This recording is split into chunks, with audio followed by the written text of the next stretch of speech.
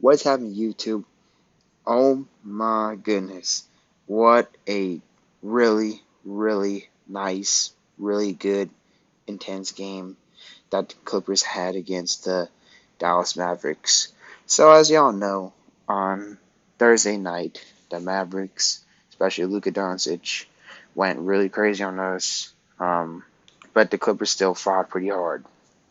But this time, the Clippers fought real hard. They did everything they could have possibly done, and this time we pulled it off throughout with a W. Throughout the whole entire game, we got the W. We were literally fighting. It was always like pretty much a close game. Like, man, we were playing like really hard, pretty gritty. And Luka missed a lot of shots, but he did wind up to have a really good scoring night. But if you actually watch the games, um, he missed a lot of shots. And because our defense stepped up. So, first, let's give a really big shout out to Ivica Zubac because I know a lot of Clippers fans wanted him gone, and Zubac may have hurt him, or Zubac has just been putting in the lab work for the past 2 days because Zubac's defense stepped up like like a rocket ship, like it just skyrocketed because when he was fearless, he was willing to play defense on Luka Doncic. And this time, he was actually pretty successful in it. Unlike last game, and not like really it was Zubac's really fault because like Zubac did actually stay in front of Luka during the other game, but he was still getting hit regardless. But this time, Zubac found some type of tricks to play defense on Luka Doncic, and he even it even resulted to Luka Doncic committing that one travel. And this time, Luka did not get away from the travel compared to last game, but Zubac caused Luka Doncic to commit a travel, and he made some nice, really good closeouts. Of course, Luka drove in through Zubac, but Zubac just does not want to risk and one just because you know how the refs are with Luka Doncic, tend to favor him and all this stuff. And Zubac, he got like 6 assists too, which is that's pretty impressive that Zubac is stepping up as a somewhat of a playmaker, and I believe got like over 10 points, got some good rebounds. Like he was actually like playing real good. He stepped up big time, and man, if Zubac could play like this like every game, we're pretty much in good hands because that's one thing that I would love to see from Zoo is try to have a quicker feet and guard play defense on guards when needed to.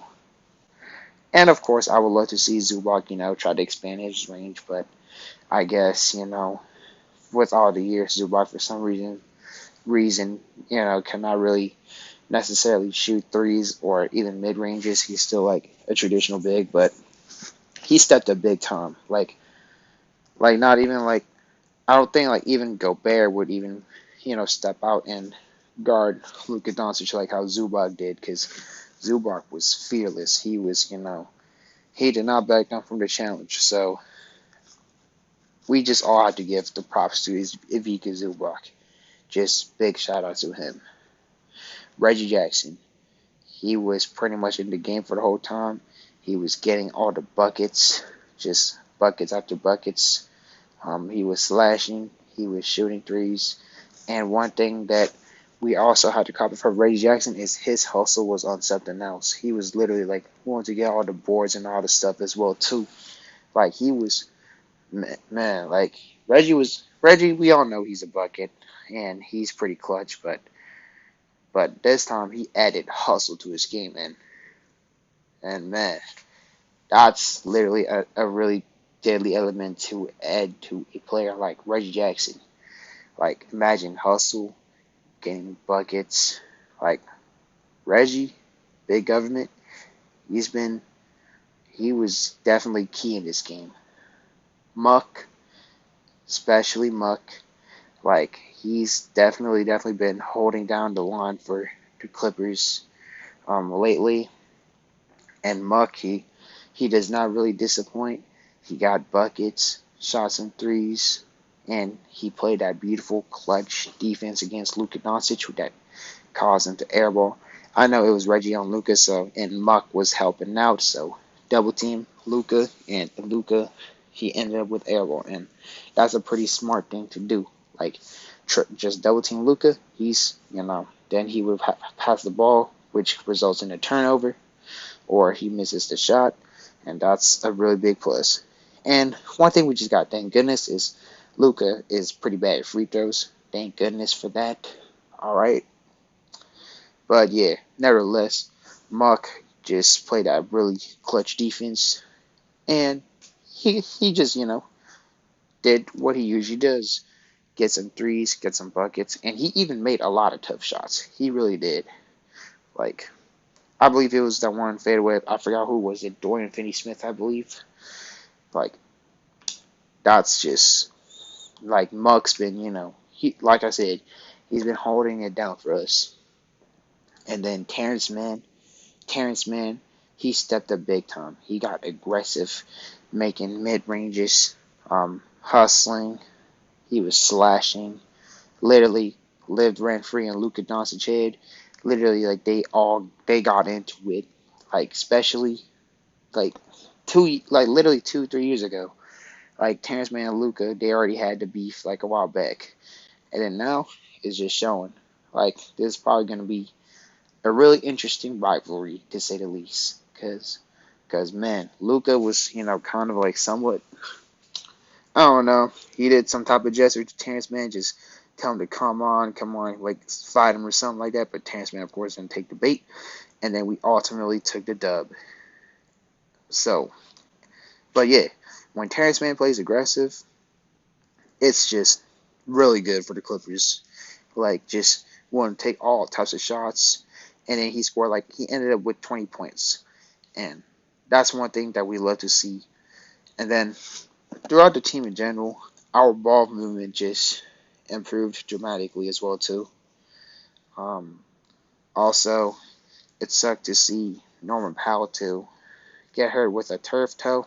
Like it was announced like pregame that he was out with a turf toe or something like that. Same thing that Jay Scrub has been dealing with, turf toe. So hopefully in this for Norman's case, it will not be out that long. Just hope for the best of him. And then we got Hartenstein who got more minutes, and that's a really good thing because he brings that mobility for a big, which that can help guard the pick and roll more often, and also he definitely brought some energy, like how he usually does, gets buckets, and on the defensive side, he plays pretty good on the other end. So glad to see Hartenstein get more minutes. Hopefully he gets more minutes, especially when we play like quick paced teams like the Dallas Mavericks, because he has some nice good mobility. And then our bench players like Amir Coffey, Roko, they all did pretty solid. Especially Amir Coffey. He also brought some momentum. He was getting to the basket. And also, I kind of like Amir Coffey running point guard, honestly. Like, I know that the Clippers could, a lot of Clippers fans want a point guard. And low key, I feel like Todd Ron should seriously, try to get Amir Coffey to run point guards at times because, um, like, Amir Coffey does not really make much mistakes.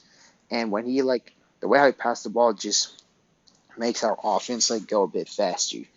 Like, it's really, like, it, like, when Amir Coffey would pretty much, like, result us to get an open man. Like, his playmaking is real good. And like I said, I think I would like really consider like looking to putting Amir Coffey at point guard. What y'all think? Should Amir Coffey like play as a point guard a lot of times because I think he's pretty capable from my perspective.